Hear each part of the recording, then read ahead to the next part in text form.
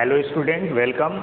इस वीडियो में हम लोग बात करेंगे हाइड्रोजन के नेक्स्ट टॉपिक के बारे में। पिछले वीडियो में हमने उसके हाइड्रोजन के बारे में पढ़ाया था और इसमें हम लोग जानेंगे उसके वाटर के बारे में हम लोग जान रहे थे, जिसमें से हमने आपको बताया था कि 2 टाइप्स के वाटर होते हैं। एक हार्ड वाटर हो गया, एक सॉफ्ट वाटर हो गया। हार्ड वाटर में हमने बताया था 2 टाइप्स की उसमें हार्डनेस पाई जाती है। एक होता है परमानेंट हार्डनेस और एक होता है टेम्परेरी हार्डनेस। तो टेम्परेरी हार्डनेस तो आसानी से रिमूव हो जाता है, लेकिन परमानेंट हार्डनेस को रिमूव करने के कई सारे मेथड्स हमने बताए थे लास्ट वीडियो में। इस वीडियो में हम लोग कुछ इंपॉर्टेंट मेथड को डिस्कस करेंगे, जैसे उसमें से एक फर्स्ट मेथड था कैल्गन। ठीक है, कैल्गन मेथड था। अब ये कैल्गन है क्या?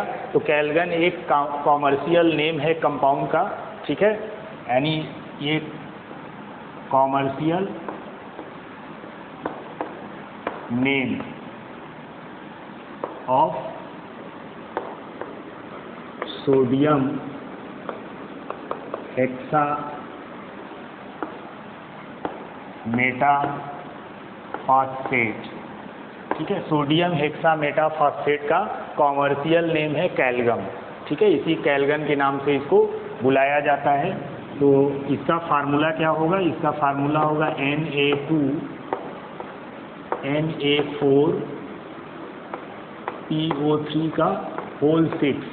ठीक, ये इसका मॉलिक्यूलर फार्मूला होगा। ठीक है, अब इसमें आप देख रहे हैं कि ये जो कॉम्प्लेक्स है स्क्वायर ब्रैकेट के अंदर, ये जो कॉम्प्लेक्स है, इस कॉम्प्लेक्स में जो मेटल है वो कितने मेटल है? यहाँ 4 सोडियम मेटल है और ये 4 सोडियम मेटल क्या होता है? रिप्लेस्ड होता है 2 डाईवैलेंट मैग्नीशियम या कैल्शियम से। ठीक है, तो ये सोडियम एटम कॉम्प्लेक्स के अंदर वाला है वो replaced by 2 divalent calcium and magnesium. ठीक है, अब देखिए ये कैसे रिएक्शन करता है, यानी कैसे ये इम्प्योरिटी को, हार्डनेस को दूर करता है। तो इसमें हम लोग रिएक्शन कराएंगे। ये Na2NA4PO3 होल 6, ये आपका हो गया कैल्गन। अब इस कैल्गन का जो वाटर है, वाटर में इम्प्योरिटीज़ होती है कैल्शियम सल्फेट की, कैल्शियम क्लोराइड की, मैग्नीशियम सल्फेट की, मैग्नीशियम क्लोराइड की, ये सभी इम्प्योरिटीज़ सॉल्ट के रूप में प्रेजेंट होते हैं। तो यहाँ हम कैल्शियम सल्फेट की इम्प्योरिटी को रिमूव कर रहे हैं इससे। मान लीजिए वाटर में कैल्शियम सल्फेट की इम्प्योरिटी प्रेजेंट है और उसमें हमने कैल्गन में उसको डाला, तो उसके थ्रू रिएक्शन हुआ और रिएक्शन होने के बाद यहाँ पे ये sodium NaSO4 Na2SO4 plus Na2Ca2PO3 का होल 6। ठीक है, ये बन गया। आप देख रहे हैं कि यहाँ पे सोडियम का 4 एटम था, 4 एटम को सोडियम के 4 एटम को 2 एटम ऑफ कैल्शियम से रिप्लेस कर दिया गया। तो यहाँ पे ये सब्सटेंस बना जो आसानी से रिमूव किया जा सकता है। ठीक है, उसी तरह मैग्नीशियम सल्फेट की अगर इम्प्योरिटी हो इसमें, तो मैग्नीशियम सल्फेट की इम्प्योरिटी को भी दूर किया जा सकता है। कैल्गन में हम मैग्नीशियम सल्फेट की इम्प्योरिटी अगर प्रेजेंट हो तो इसको भी हम रिमूव कर सकते हैं। यहाँ पे क्या बनेगा? यहाँ बनेगा MHG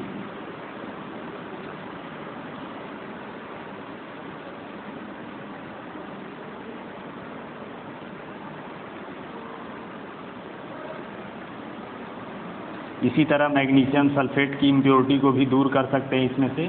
तो ये बनेगा MgSO4 प्लस Na2MgPO3 का होल 6। सॉरी, यहाँ पे सोडियम Na2 सोडियम सल्फेट रहेगा। ठीक है, मैग्नीशियम जो यहाँ का है वो इसमें इसके सेंट्रल जो कॉम्प्लेक्स पार्ट है यानी स्क्वायर ब्रैकेट के अंदर वाला पार्ट, वहाँ पे उसको रिप्लेस करेगा। अब इस तरह जो वाटर इससे प्योरीफाई किया जाता है, उस प्योरीफाइड वाटर का यूज़ हम लोग किस लिए करते हैं? तो उस वाटर का यूज़ बॉयलर में किया जाता है। ठीक है, यानी जो भी वाटर इससे प्योरीफाई किया जाता है, हार्ड वाटर को सॉफ्ट बनाया जाता है, तो उसका यूज़ कहाँ करते हैं? बॉयलर एंड लॉन्ड्री पर्पज़ के लिए किया जाता है, यानी कपड़े धोने के लिए, कपड़े की सफाई करने के लिए। तो उन सभी के लिए इन वाटर का यूज़ किया जाता है, जो इस मेथड से, कैल्गन मेथड से हम वाटर को अगर सॉफ्ट करते हैं उसको, हार्ड वाटर को, तो उनका बॉयलर में और लॉन्ड्री पर्पज़ के लिए इस्तेमाल किया जाता है। नेक्स्ट मेथड है जिससे हम लोग हार्ड वाटर के हार्डनेस को रिमूव करते हैं, और उस मेथड को हम लोग परम्यूटेड प्रोसेस के नाम से जानते हैं। परम्यूटेड, ठीक है, प्रोसेस। अब इसमें परम्यूटेड क्या होता है ये जानना ज़रूरी है, ठीक है। परम्यूटेड एक तरह का नेम है, और ये नेम किसका है? टेक्निकल नेम है ये, और ये टेक्निकल नेम है किसका? हाइड्रेटेड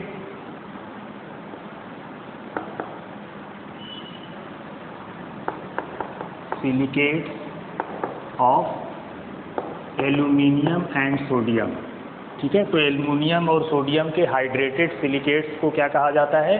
परम्यूटेड कहा जाता है। परम्यूटेड इसको टेक्निकली इसका नेम दिया गया है, ठीक है।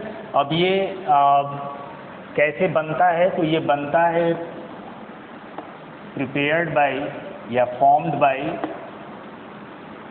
Fusing sodium carbonate, China clay and silica, या क्वार्ट्ज कह सकते हैं आप इसको, ठीक है। तो ये इनको मिला के बनाया जाता है, इनके फ्यूज़न से तैयार होता है ये परम्यूटेड, जिसमें सोडियम कार्बोनेट, चाइना क्ले और सिलिका का यूज़ किया जाता है परम्यूटेड को बनाने के लिए, ठीक है। उसके बाद ये क्या करता है? इसमें जो सॉल्युबल पोर्शन होते हैं उसको हम वाटर से धुल के रिमूव कर देते हैं, और जो क्रिस्टलाइन हार्ड पार्ट बचता है वही परम्यूटेड कहलाता है, ठीक है। तो चलिए उसको लिख लेते हैं। रिमूव कर देते हैं किसको? Remove soluble portion with water, ठीक है। जब इनका रिएक्शन फ्यूजन कराया जाएगा तो एक केमिकल बनेगा, और उस केमिकल में जो सॉल्युबल पोर्शन है उस सॉल्युबल पोर्शन को हम वाटर से रिमूव कर देंगे, और उसके बाद क्रिस्टलाइन पार्ट जो बचेगा, रिमेनिंग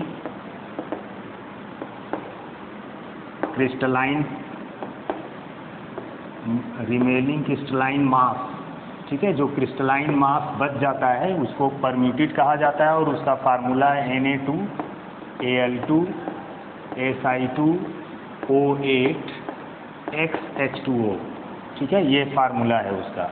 अब इसमें सोडियम आयन को क्या करते हैं? एक्सचेंज करते हैं, यानी सोडियम आयन इसका sodium ion exchange by calcium and magnesium, ठीक है। सोडियम आयन कैल्शियम और मैग्नीशियम आयन के थ्रू एक्सचेंज हो जाता है इसमें, और इस तरह उसकी हार्डनेस रिमूव हो जाती है, क्योंकि आप जानते हैं कि हार्ड वाटर में कैल्शियम और मैग्नीशियम आयंस वाले सॉल्ट प्रेजेंट होते हैं, और वो उसी सॉल्ट की वजह से वाटर कैसा होता है? हार्ड होता है। और ये सोडियम आयन के थ्रू सोडियम आयन जो इसके अंदर प्रेजेंट होता है वो कैल्शियम और मैग्नीशियम आयन के थ्रू एक्सचेंज हो जाता है, और फिर उसका हम रिएक्शन करा देते हैं ब्राइन सोल्यूशन से, और फिर हमें वहाँ से प्योर वाटर मिल जाता है। और इस वाटर का यूज़ हम लोग दोनों तरह के हार्डनेस को रिमूव करने के लिए इस मेथड का यूज़ किया जाता है, परमानेंट हार्डनेस भी और टेम्परेरी हार्डनेस भी, ठीक है। तो यहाँ पे रिएक्शन इसका क्या हो जाएगा? Na2Si2O3O8XH2O react with calcium ion and it forms ये देखिए सोडियम आयन किससे रिप्लेस हो गया? कैल्शियम आयन से रिप्लेस्ड हो गया। अब ये Al2Si2O8XH2O प्लस 2Na प्लस, ठीक। अब ये रिमूव्ड हो गया। अब उसके बाद आयन को फिर से री एक्सचेंज किया जाता है ब्राइन सोल्यूशन के थ्रू।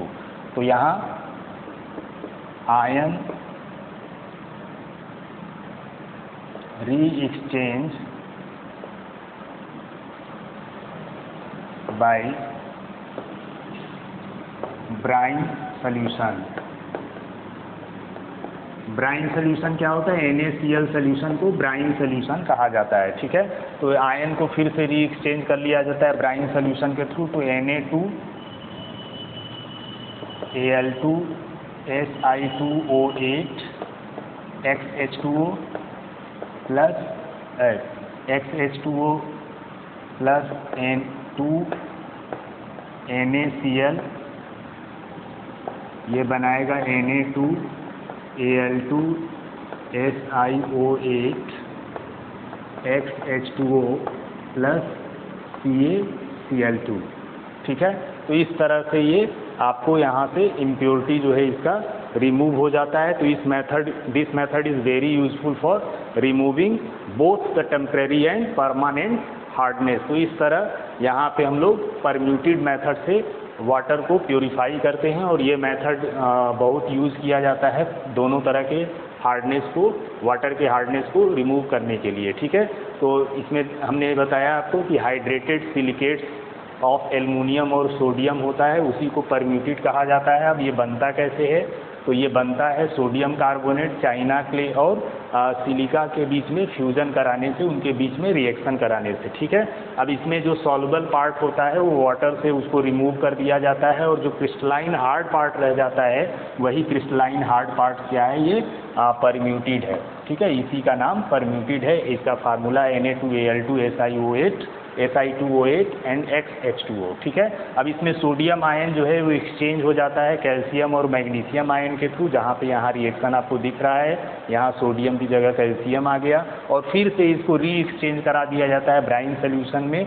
और ये ब्राइन सोल्यूशन के थ्रू जब री एक्सचेंज हो जाता है तो यहाँ से आपको सोडियम मॉलिक्यूल मिल जाता है।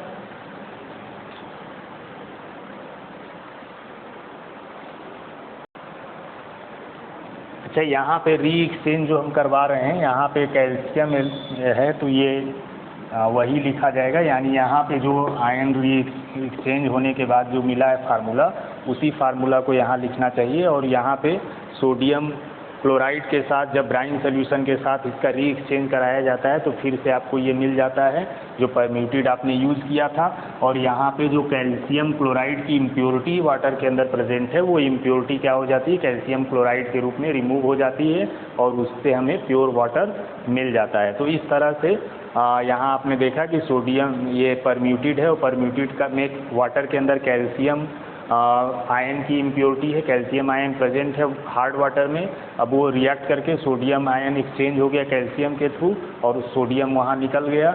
अब ये जो कंपाउंड बना यहाँ पे उसका ब्राइन सोल्यूशन के साथ री एक्सचेंज प्रोसेस होता है और फिर से उस कैल्शियम की जगह पे सोडियम आयन आ जाता है और इस तरह कैल्शियम क्लोरीन के साथ रिएक्ट करके कैल्शियम क्लोराइड के रूप में रिमूव हो जाता है। तो इस तरह हार्ड वाटर को सॉफ्ट वाटर बना लिया जाता है। तो नेक्स्ट मेथड है जिससे हम लोग वाटर को प्योरीफाई करते हैं, इसको हम लोग आयन एक्सचेंज रेजिंग मेथड के नाम से जानते हैं, ठीक है। आयन एक्सचेंज रेजिंग मेथड, तो डायग्राम आप देख रहे हैं यहाँ पे, इसमें दो पार्ट है, ये कैटायन एक्सचेंज है और ये पार्ट एनायन एक्सचेंज है, ठीक है। अब कैटायन एक्सचेंज में आप इन्हें यहाँ आपको दिख रहा होगा कि डाइल्यूट एसिड इसमें भेजा जाता है और ऊपर से जो हार्ड वाटर है वो यहाँ से भेजा जाता है। तो हार्ड वाटर जिसको इम्प्योर वाटर भी कहते हैं, उसमें कैल्शियम, सोडियम, सल्फेट, क्लोराइड, इन सब की इम्प्योरिटी होती है। ये टैप है, इसको बंद किया गया है। यहाँ से हम हार्ड वाटर को इसके अंदर या जो भी इम्प्योर वाटर है उसको इसके अंदर पास कराएंगे और यहाँ से डाइल्यूट एसिड भेजेंगे, ठीक है। अब यहाँ पे आप देख रहे हैं कि जो कैटायन एक्सचेंज है वो कैटायन एक्सचेंज किससे बना होता है? ये ग्रेनुअल इनसॉल्युबल ऑर्गेनिक एसिड होता है। आप देख, ये ग्रेनुअल इनसॉल्युबल ऑर्गेनिक एसिड, ठीक, यानी ऑर्गेनिक एसिड्स होते हैं इसमें और ये एसिड यहाँ से हम लोग पास भी करा रहे हैं। अब ये ऑर्गेनिक एसिड होता है जिसमें resins having giant molecules,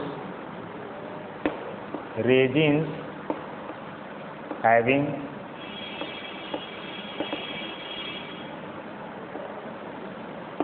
giant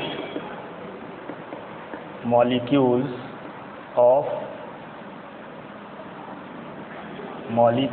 with SO3H sulphonic group होता है उसमें, एंड या सल्फोनिक ग्रुप या इसमें कार्बोक्सिलिक ग्रुप प्रेजेंट होता है। ठीक है, ये कैटायनिक पार्ट में यानी कैटायन एक्सचेंज के अंदर होता है। तो यहाँ से इम्प्योर वाटर आ रहा है और यहाँ से डाइल्यूट एसिड। अब ये आप देख रहे हैं कि इसमें इन ग्रैनुअल पार्ट फिल किया गया है और एसिड भी है इसके अंदर प्रेजेंट। तो इस तरह ये रेजिन है, इसके अंदर रेजिन क्या होता है, giant molecules with sulphonic acid या कार्बोक्सिलिक एसिड के जाइंट मॉलिक्यूल को रेजिन बोला जाता है और उसमें एसिड है। तो इस तरह यहाँ से हाइड्रोजन आयन मिलता है और ये हाइड्रोजन आयन होते हुए आप देख रहे हैं कि हाइड्रोजन आयन, क्लोराइड आयन और सल्फेट आयन एनायनिक एक्सचेंज में आते हैं। अभी एनायनिक एक्सचेंज में यहाँ वेस्ट गैसेज, जो वेस्ट पार्ट है जो वो कुछ निकल जाता है इधर से और बाकी ये एनायनिक एक्सचेंज के अंदर आ जाते हैं। और एनायनिक एक्सचेंज में यहाँ से एल्कैली भेजा जाता है, यहाँ से एसिड भेजा जाता है तो हाइड्रोजन आयन प्रोड्यूस हुआ और इसमें से एल्कैली यानी बेस भेजा जाता है, पास कराया जाता है, तो यहाँ से हाइड्रोक्साइड आयन बनेगा। ठीक है, तो इसके अंदर एनायनिक पार्ट क्या होता है, इसके अंदर giant molecule of basic group, basic या एल्कैली ग्रुप का जाइंट मॉलिक्यूल होता है और ये किससे बना होता है, डेराइव्ड फ्रॉम एमीन्स। ठीक है, ये एमीन ग्रुप का बना होता है जो एनायनिक एक्सचेंज या एनायन एक्सचेंज होता है। ठीक है, अब यहाँ से जो रिएक्शंस होते हैं, जैसे अगर मान लीजिए इसमें कैटायनिक एक्सचेंज के अंदर जो रिएक्शन हुआ, वो कैटायनिक एक्सचेंज और एनायनिक एक्सचेंज के अंदर रिएक्शन कैसे हो रहा है, ये 2RH plus calcium water present है वाटर में। अब ये R2Ca बना लिया और यहाँ से, ठीक है, इसमें कैल्शियम प्रेजेंट है। अब ये रेजिन इसके अंदर है, RH रेजिन का फार्मूला है ये। ठीक है, तो रेजिन इसके अंदर प्रेजेंट है और यहाँ से एसिड आया, दोनों मिल के रिएक्ट किए और ये कंपाउंड बनाए और यहाँ पे हाइड्रोजन आयन प्रोड्यूस हो गया। अब इसको हम लोग नेक्स्ट एनायनिक एक्सचेंज में यहाँ से होके ये एनायनिक एक्सचेंज में आएगा और एनायनिक एक्सचेंज के अंदर जो केमिकल रिएक्शन होगा वो आप जानते हैं कि यहाँ क्या होगा, एमीन्स ग्रुप का ये जाइंट मॉलिक्यूल होता है। अब ये OH प्लस अब क्लोराइड, ठीक है, प्रेजेंट है, क्लोराइड के साथ रिएक्ट करेगा और ये बना लेगा RNH3Cl और प्लस यहाँ हाइड्रोक्साइड आयन प्रोड्यूस होगा। ठीक है, एल्कैली पास कराया जा रहा है तो यहाँ से हाइड्रोक्साइड आयन और यहाँ से जो H आयन आ रहा है वो दोनों आपस में रिएक्ट करके न्यूट्रलाइज हो जाएंगे और इस तरह H आयन और हाइड्रोक्साइड आयन रिएक्ट करके क्या बना लेंगे, H2O बना लेंगे। तो इस तरह जो यहाँ पे वाटर बन रहा है वो कैसा वाटर बन रहा है, डिस्टिल्ड वाटर बन रहा है और इस डिस्टिल्ड वाटर का यूज़ हम लोग लेबोरेटरी में करते हैं। ठीक है, केमिकल रिएक्शन को परफॉर्म कराने के लिए उसका बैटरी में भी आप यूज़ करते हैं। तो ऐसे अलग अलग जगहों पे इसका यूज़ होता है। इसको पीने के पर्पज़ में हम लोग यूज़ नहीं करते हैं। तो ये मेथड जो है वो बहुत ज़्यादा यूज़ किया जाता है कॉमर्शियल पर्पज़ में डिस्टिल वाटर को बनाने के लिए। तो यही है आयन एक्सचेंज रेजिन मेथड और इस मेथड से हम लोग हार्ड वाटर की इम्प्योरिटी को रिमूव करते हैं और उसको सॉफ्ट बना देते हैं। अब नेक्स्ट टॉपिक हम लोग डिस्कस करेंगे हैवी वाटर के बारे में। अभी हमने आपको हार्ड वाटर की इम्प्योरिटी को कैसे रिमूव किया जाता है उसके मेथड बताए और अब हम लोग हैवी वाटर के बारे में जानेंगे। हैवी वाटर को ड्यूटेरियम ऑक्साइड के नाम से भी जाना जाता है। इसका फार्मूला होता है D2O। ठीक, नॉर्मल वाटर का फार्मूला आप तो जानते हैं H2O होता है, उसी तरह हैवी वाटर का फार्मूला होता है D2O। अब इसका डिस्कवरी किसने किया था, तो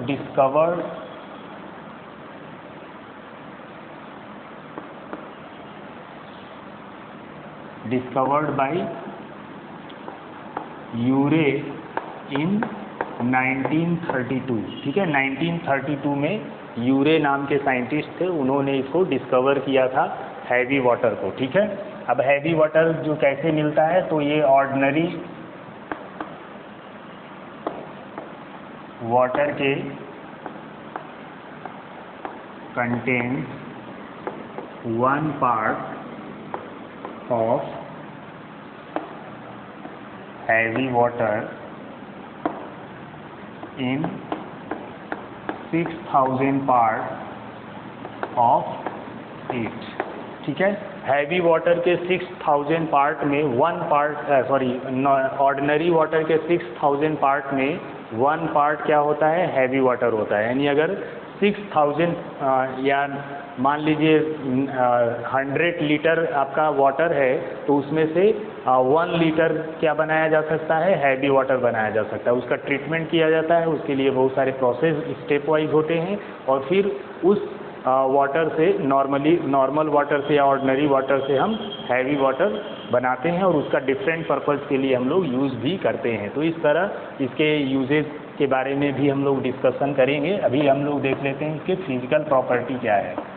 फिजिकल प्रॉपर्टीज, तो ये आपको पता हो गया कि ऑर्डिनरी वाटर के 6000 पार्ट में 1 पार्ट क्या होता है, 1 पार्ट क्या बनाया जा सकता है, हैवी वाटर। ठीक है, 6000 पार्ट ऑर्डिनरी वाटर से 1 पार्ट हैवी वाटर का बनता है, और ये किसने बनाया था, यूरे नाम के साइंटिस्ट थे, उन्होंने 1932 में बनाया था। और अब हम लोग फिजिकल प्रॉपर्टी के बारे में स्टडी कर रहे हैं। तो फिजिकल प्रॉपर्टी में देखा जाए तो ये क्या है, कलरलेस, ऑर्डरलेस,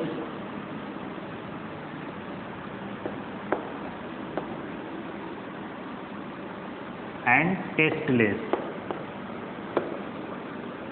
ठीक है, कलरलेस, ऑर्डरलेस और टेस्टलेस होता है। ना ही इसमें कोई कलर होता है, ना ही स्मेल होता है, और ना ही कोई इसका टेस्ट होता है। ठीक है, उसके बाद इसका अगर डेंसिटी की बात किया जाए तो डेंसिटी एट 284.6 केल्विन से इसकी डेंसिटी कितनी है, इसकी डेंसिटी है 1.1073 ग्राम पर ml।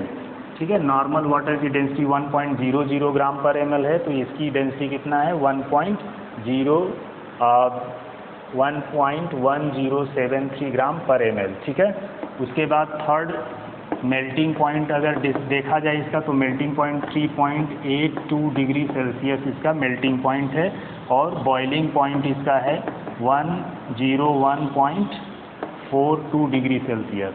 वाटर का बॉइलिंग पॉइंट 100 डिग्री सेल्सियस होता है, इसका है 101.42 डिग्री सेल्सियस। ठीक है, और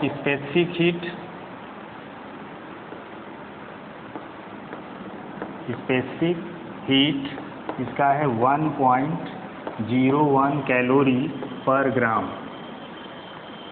डाइलेक्ट्रिक कांस्टेंट वाटर का 80 माना जाता है, इसका डाइलेक्ट्रिक कांस्टेंट है 80.5। ठीक है, मॉलिक्यूलर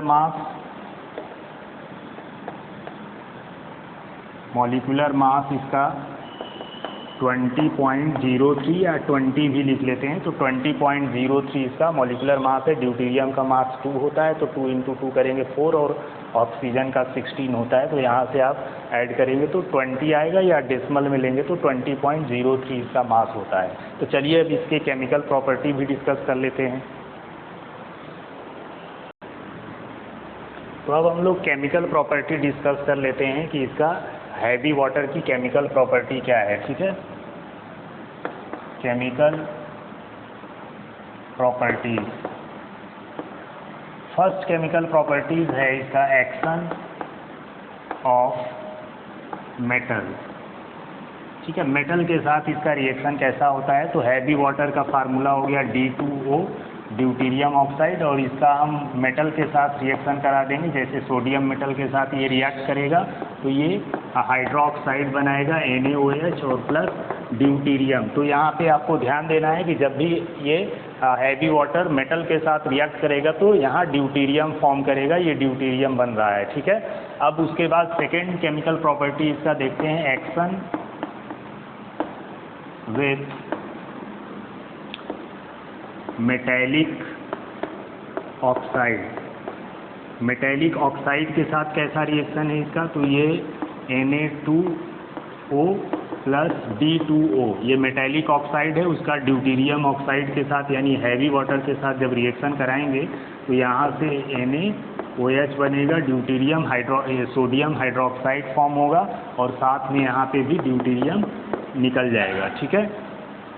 तो ये हो गया इक्वेशन 4।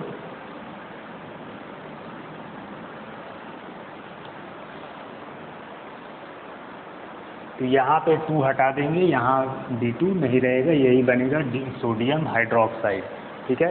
यानी जब भी हम इसके मेटेलिक ऑक्साइड से रिएक्शन कराएंगे तो ये सोडियम ड्यूटीरो ऑक्साइड ये बनेगा, ठीक है, सोडियम ड्यूटीरो ऑक्साइड, सोडियम ड्यूटीरो ऑक्साइड, ठीक है। उसी तरह कैल्शियम ऑक्साइड के साथ रिएक्शन कराए रहेंगे ड्यूटीरियम का तो ये क्या बना लेगा, कैल्शियम ड्यूटीरो ऑक्साइड, ठीक है। तो इस तरह से ये केमिकल रिएक्शन, अच्छा यहाँ पे कैल्शियम के वैलेंसी 2 है तो यहाँ 2 लग जाएगा, कैल्शियम की वैलेंसी कितनी होती है, 2 होती है, तो वो 2 यहाँ आ जाएगा उसके नीचे, ठीक है। तो इस तरह रिएक्शन होगा इसका मेटेलिक ऑक्साइड के साथ। नेक्स्ट रिएक्शन है इलेक्ट्रोलिसिस।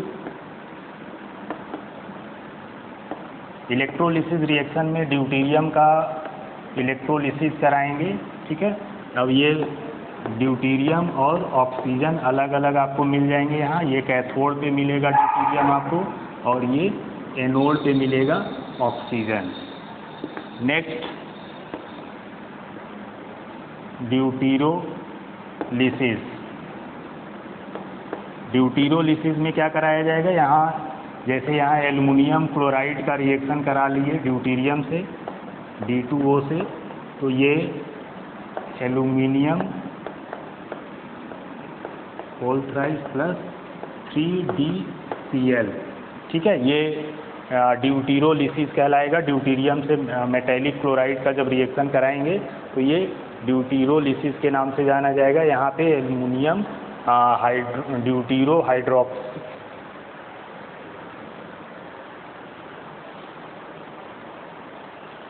ठीक है, एल्युमिनियम ड्यूटीरो हाइड्रोक्साइड यहाँ पे मिलेगा। चलिए डिस्कस कर लेते हैं हैवी वाटर का बायोलॉजिकल एंड फिजियोलॉजिकल इफेक्ट क्या है, हमारे ऊपर क्या इफेक्ट पड़ता है हैवी वाटर का। तो बायोलॉजिकल एंड फिजियोलॉजिकल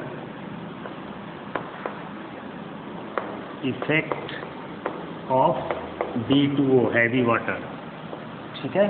तो इसका अगर हम बायोलॉजिकल या फिजियोलॉजिकल इफेक्ट को डिस्कस करें तो हैवी वाटर क्या करता है, ये एनिमल और प्लांट के ग्रोथ को कम कर देता है, रिटार्ड कर देता है, ठीक है। यानी हैवी वाटर के प्रेजेंस में अगर कोई एनिमल है या प्लांट है तो उसका ग्रोथ क्या होगा, रुक जाएगा, यानी ग्रोथ नहीं हो पाएगा उसका, ठीक है। तो इट रिटार्ड मतलब कम कर देना, रिटार्ड द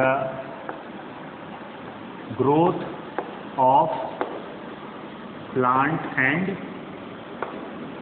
एनिमल, ठीक है। ये एनिमल और प्लांट के ग्रोथ को क्या करता है, कम कर देता है। और प्योर हैवी वाटर जो है वो टैडपोल को, फिशेस को, माइस को अगर उसमें प्रेजेंट है ये सभी हैवी वाटर के अंदर तो उनको किल कर देता है, ठीक है, यानी वो उसमें सर्वाइव नहीं कर पाते हैं।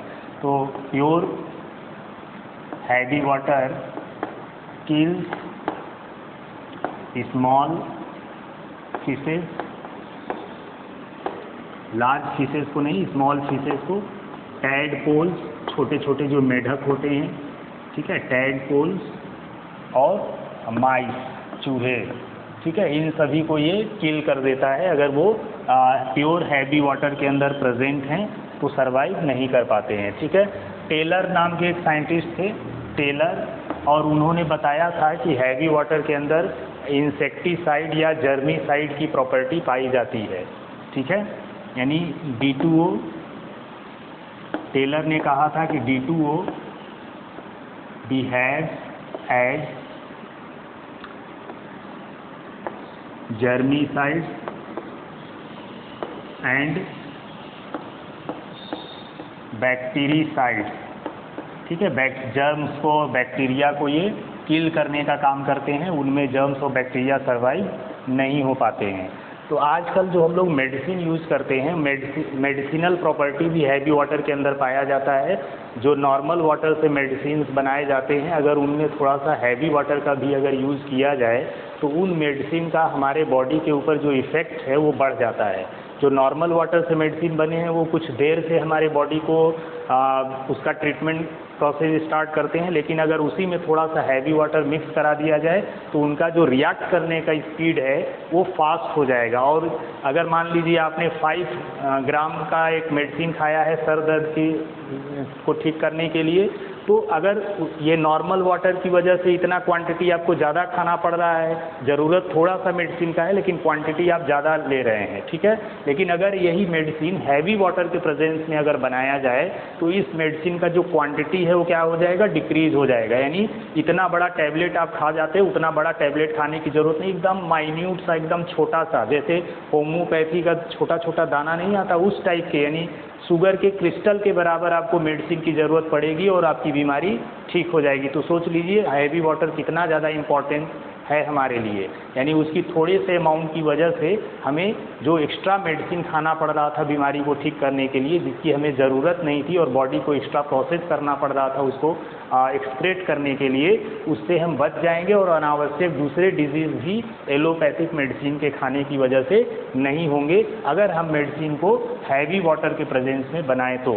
ठीक है, तो it act as tonic and stimulate vegetable growth. ठीक है, इसको थोड़ा सा अगर नॉर्मल वाटर में या ऑर्डिनरी वाटर में ऐड करके यूज़ किया जाए तो ये टॉनिक की तरह वर्क करता है और ये वेजिटेबल्स के ग्रोथ को भी बढ़ाने का काम करता है। जैसे आप खेतों में वेजिटेबल्स लगाते हैं और उसमें इंसेक्टिसाइड्स ये सब बहुत सारी चीज़ें आप डालते हैं, पेस्टिसाइड्स, इंसेक्टिसाइड्स, जिसकी वजह से बैक्टीरिया ये सब को मारने के लिए जो उस फसल को नुकसान पहुंचाते हैं, तो अगर हम उसकी जगह पे वो उसमें पड़े होते हैं और हमारे बॉडी में भी आ जाते हैं उन वेजिटेबल्स के थ्रू। ठीक है, अगर हम उनकी जगह पे अगर हैवी वाटर को वाटर के अंदर डाल के उसका छिड़काव करें अगर फसल के ऊपर, तो वो क्या करेगा, वेजिटेबल ग्रोथ को स्टिमुलेट करेगा, यानी बढ़ाएगा और एज अ वो मेडिसिन टॉनिक का भी काम करेगा। तो इस तरह हैवी वाटर का ये बायोलॉजिकल और फिजियोलॉजिकल इफेक्ट था। ठीक है, हमारे बॉडी पे कैसा इफेक्ट डालता है या दूसरे एनिमल पे, प्लांट पे किस तरह का इफेक्ट डालता है, तो ये सभी इफेक्ट उसके हमारे लाइफ में पड़ते हैं। तो चलिए, अब ये तो बायोलॉजिकल और फिजियोलॉजिकल इफेक्ट था कि कैसा इफेक्ट पड़ता है हैवी वाटर का। अब हम लोग हैवी वाटर का यूजेज, यानी हैवी वाटर का यूजेज क्या है इसको डिस्कस कर लेते हैं।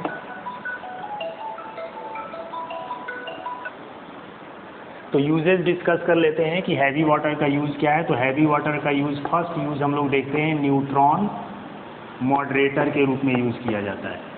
ठीक है, न्यूट्रॉन मॉडरेटर का मतलब है कि न्यूक्लियर रिएक्शन के अंदर आप जाएं, न्यूक्लियर रिएक्शन में रेडियो एक्टिव सब्सटेंस से न्यूट्रॉन की बम्बार्डिंग कराई जाती है और जिससे tremendous amount of energy produce होता है। तो जितना ज़्यादा न्यूट्रॉन तेज़ी से जाके रेडियो एक्टिव सब्सटेंस से कोलाइड करेगा उतना ज़्यादा एनर्जी प्रोड्यूस होगा, यानी उसके अंदर चेन रिएक्शन होता है। तो उस चेन रिएक्शन को कंट्रोल करने के लिए न्यूट्रॉन की स्पीड को कम करना होता है। तो अगर न्यूट्रॉन की स्पीड को कम कर देंगे तो उससे क्या होगा, रिएक्शन की स्पीड स्लो हो जाएगी और इस तरह हमें जितना भी एनर्जी प्रोड्यूस कराना होगा उस हिसाब से हम न्यूट्रॉन की स्पीड को कंट्रोल करके करा सकते हैं। तो इस तरह न्यूट्रॉन मॉडरेटर के रूप में हैवी वाटर का यूज़ किया जाता है, यानी ये मॉडरेटर का मतलब स्पीड को धीमा करने वाला, ठीक है। तो ये न्यूट्रॉन की स्पीड को धीमा कर देता है न्यूक्लियर रिएक्टर के अंदर। तो ये फर्स्ट यूज़ हो गया इसका। और सेकेंड यूज़ है प्रिपरेशन ऑफ ड्यूटेरियम। ड्यूटेरियम के प्रिपरेशन में इसका यूज़ होता है हैवी वाटर का, ठीक है। थर्ड यूज़ इसका हो गया एज अ ट्रेसर कंपाउंड के रूप में, यानी जो रिएक्शन मैकेनिज़्म होते हैं उसको ट्रेस करने के लिए, यानी इसके प्रेजेंस में रिएक्शन की स्पीड क्या होती है, स्लो हो जाती है। और उस रिएक्शन की स्पीड जब स्लो हो जाएगी तो स्लो रिएक्शन की मैकेनिज़्म को हम आसानी से समझ सकते हैं। अगर कोई रिएक्शन फास्ट हो रहा है तो पलक झपकते ही वो रिएक्शन कंप्लीट हो जाएगा, तो फिर हम उसकी मैकेनिज़्म को नहीं समझ पाएंगे कि कैसे वो स्टेप बाय स्टेप रिएक्शन हो रहा है। तो अगर वहाँ पे हैवी वाटर प्रेजेंट होगा तो हैवी वाटर के प्रेजेंस में क्या होता है, रिएक्शन की स्पीड थोड़ी स्लो हो जाती है और स्लो रिएक्शन की मैकेनिज़्म को हम आसानी से समझ सकते हैं। तो इसी को मैकेनिज़्म को ट्रेस करने के लिए, कंपाउंड के मैकेनिज़्म को समझने के लिए हम लोग हैवी वाटर का यूज़ करते हैं। तो इस तरह ये कुछ एक्स्ट्रा यूज़ है, बाकी आप लोग बायोलॉजिकल और फिजियोलॉजिकल यूज़ इसके समझ ही चुके हैं। अगर हम हाइड्रोजन को एज अ फ्यूल यूज़ करें तो हाइड्रोजन एज अ फ्यूल, ठीक, इसका फ्यूल के रूप में यूज़ करें। जैसे हमने लेक्चर के स्टार्टिंग में ही बताया था कि हाइड्रोजन एक फ्यूल का बहुत बड़ा रिसोर्स है, और अगर हम एज अ फ्यूल इसका यूज़ करने लगे तो हमारे पास हमारे लिए जो एनर्जी का प्रॉब्लम क्रिएट होता है वो प्रॉब्लम नहीं होगा, और ये पॉल्यूशन लेस फ्यूल है एक तरह से, और फ्यूचर फ्यूल के रूप में इसका हम आगे जाके इस्तेमाल कर सकते हैं, ठीक है। तो हाइड्रोजन बहुत ज़्यादा अमाउंट में पाया जाने वाला एलिमेंट है एज अ फ्यूल, ठीक है। और आप जान रहे हैं कि न्यूक्लियर रिएक्शन जो सन में हो रहा है वो सन हमें एनर्जी दे रहा है, वो किसकी वजह से दे रहा है, हाइड्रोजन के बीच में जो न्यूक्लियर रिएक्शन हो रहा है उसी की वजह से ये एनर्जी हमें सन के थ्रू मिल रहा है। और ये एक ऐसा फ्यूल है जिसमें कोई पॉल्यूटेंट नहीं है, नो पॉल्यूटेंट, ठीक है, कोई पॉल्यूटेंट ये प्रोड्यूस नहीं करता है, ठीक। अब ये करता क्या है, तो इसमें केमिकल एनर्जी जो है वो डायरेक्ट किस में कन्वर्ट हो जाता है, इलेक्ट्रिसिटी में कन्वर्ट हो जाता है, इलेक्ट्रिसिटी में, ठीक। जो और ये इलेक्ट्रिसिटी में कन्वर्ट होता है विदाउट बर्निंग, ठीक है, बिना जले ही ये इलेक्ट्रिकल एनर्जी दे देता है। केमिकल एनर्जी से इलेक्ट्रिकल एनर्जी आपको मिलता है बिना इसके जले, ठीक है। तो ये एक फ्यूचर फ्यूल के रूप में है, और ये पॉल्यूशन फ्री है, यानी नो पॉल्यूटेंट, इसके अंदर कोई पॉल्यूटेंट नहीं होते हैं। और इस तरह जैसे ये हाइड्रोजन गैसियस स्टेट में है, ये ऑक्सीजन मॉलिक्यूल से रिएक्ट करेगा, और ऑक्सीजन मॉलिक्यूल से रिएक्ट करके वाटर मॉलिक्यूल बनाया, और इसमें जो एंथैल्पी ऑफ कंबस्टन है वो -284 किलो जूल पर मोल है। और जितने भी अभी तक आप फ्यूल यूज करते हैं उसमें सबसे ज़्यादा है इसी का 284 किलो जूल पर मोल हाइड्रोजन का, ठीक है।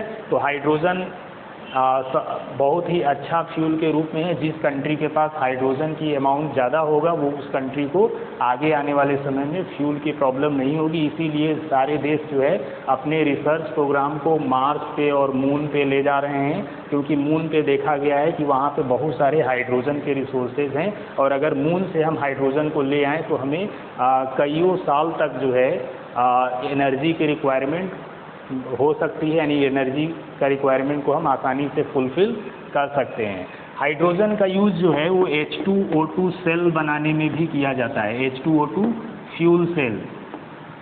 अब ये H2O2 फ्यूल सेल क्या है, तो जो आप स्पेस शटल भेजे जाते हैं स्पेस में, ठीक है, या जो भी रडार ये सब चीज़ें स्पेस में भेजी जाती हैं, उन सभी के लिए भेजने के लिए हम लोग उनको इलेक्ट्रिक एनर्जी सप्लाई करने के लिए इसी फ्यूल सेल का यूज़ किया जाता है, हाइड्रोजन और ऑक्सीजन फ्यूल सेल का।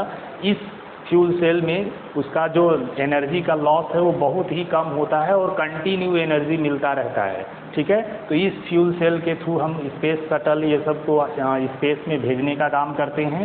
इसमें लॉस एनर्जी का बहुत कम होता है। तो इस तरह फ्यूल सेल बनाने के लिए भी हाइड्रोजन का यूज होता है और भी बहुत सारे इसके यूज़ हैं हाइड्रोजन के। बाकी आपने अभी देखा ही है कि हाइड्रोजन कितना इम्पॉर्टेंट है हमारे लिए, वाटर के फॉर्मेशन में भी हाइड्रोजन का यूज़ है। तो इस तरह अगर फ्यूल के रूप में हाइड्रोजन का यूज़ किया जाए तो उसमें पॉल्यूशन भी कम हो जाएगा और हमें जितना एनर्जी की रिक्वायरमेंट होनी चाहिए उससे ज़्यादा एनर्जी हमें यहाँ मिलेगा, ठीक है। तो हाइड्रोजन हमारे लिए इतना इम्पॉर्टेंट है कि इसके लिए हम हाइड्रोजन इकोनॉमी,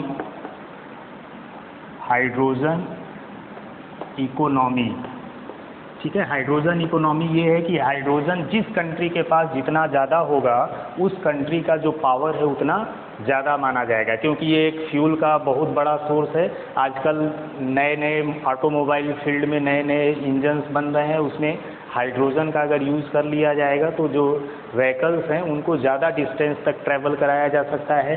स्पेस प्रोग्राम के लिए हाइड्रोजन की ज़रूरत है, एज अ फ्यूल भी यूज़ किया जा सकता है हाइड्रोजन, ठीक है। जितने भी एयरक्राफ्ट है उनमें भी फ्यूल के रूप में हाइड्रोजन का अगर यूज़ किया जाए, जेट प्लेन के अंदर हाइड्रोजन का यूज़ किया जा सकता है। तो इस तरह हाइड्रोजन हमारे लिए बहुत ज़्यादा इम्पॉर्टेंट है। तो इसलिए हमें हाइड्रोजन इकोनॉमी को भी समझना पड़ेगा, यानी हाइड्रोजन के रिसोर्सेज को हमें बढ़ाना पड़ेगा। और इसीलिए जो डिफरेंट कंट्रीज़ हैं वो अपना स्पेस प्रोग्राम पे ज़्यादा पैसे खर्च कर रही हैं ताकि हाइड्रोजन की जो नेसेसिटी है उसको आसानी से फुलफ़िल किया जाए और जो एनर्जी का रिक्वायरमेंट है हमारे लिए उनको भी हम आसानी से डील कर सकते हैं। और इस तरह हाइड्रोजन क्या है, एक तरह से पॉल्यूटेंट फ्री है, यानी किसी तरह का पॉल्यूशन भी नहीं करता। आज वर्ल्ड में देखिए कितना ज़्यादा पॉल्यूशन की समस्या है। तो इस प्रॉब्लम को फेस आगे धीरे धीरे कार्बन प्रोडक्शन बढ़ता जाएगा तो करना ही पड़ेगा, और ज़्यादा पॉल्यूशन बढ़ता जाएगा।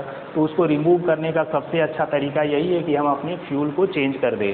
तो as a future fuel hydrogen की बहुत ज़्यादा इंपॉर्टेंस है, इसीलिए हमें हाइड्रोजन इकोनॉमी को भी समझना पड़ेगा। यानी जिस कंट्री के पास हाइड्रोजन ज़्यादा होगा उसका इकोनॉमिक पावर जो है स्ट्रांग होगा। तो इस तरह से इस चैप्टर को हमने आपको सारी चीज़ें बताया और इस चैप्टर में इतना ही हमें पढ़ना था। ये चैप्टर हमारा फिनिश्ड हो गया है। अब नेक्स्ट वीडियो में हम लोग नेक्स्ट चैप्टर के बारे में डिस्कशन करेंगे।